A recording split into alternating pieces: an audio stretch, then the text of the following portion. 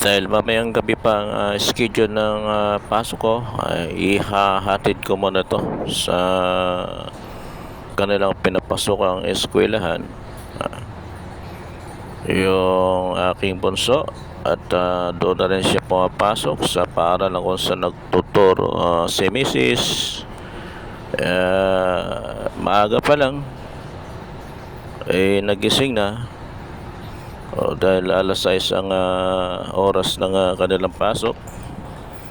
So matyaga rin yung aking bunso na isang palang kinder. Ayan.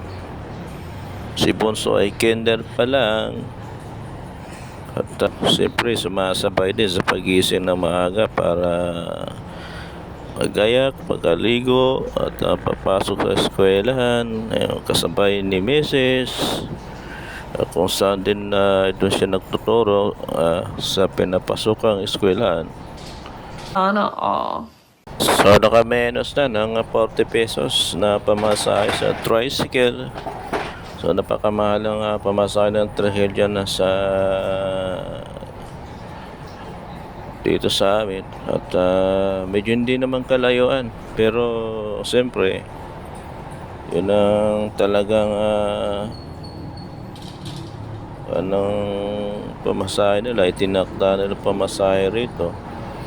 Siyempre ang katwiran naman nila kapag inatid mo ang pasahero, pagbalik wala nang sasakay sa'yo. So parang binayaran mo na rin yung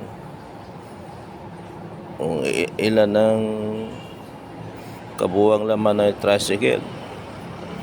So ilan ang kabuwang laman ng tricycle, kahit na dalawa lang kayo or mag-isa ka lang, talagang babayaran mo kabuuan nun.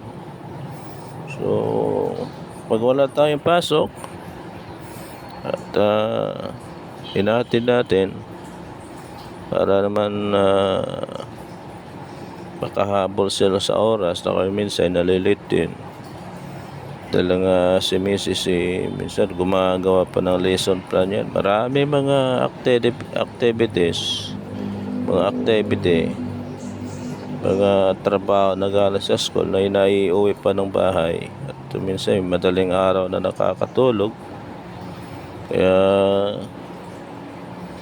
kailangan ng gising talaga niya alas 5 ng umaga. So mabilisan na yan.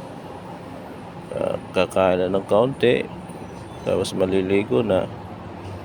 So maagang pasok, uwi na naman. Ang uwi nila is hapon na.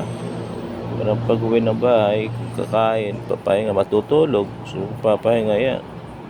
Ganun kahirap, ganun karami ng mga trabaho ng mga